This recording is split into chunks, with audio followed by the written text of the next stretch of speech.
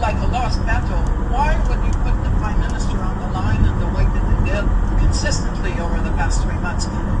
They could have downplayed it by having François-Philippe Champagne be the main player on this. I don't remember John Chrétien going out on a limb and sending us press releases in the middle of a less crisis period saying, or right after the referendum, how would you have felt if you'd gotten a bunch of press releases that says the country is on the brink, Jean Chrétien talked this morning to this and that, and every single day they played up the Trudeau card. They believed it was...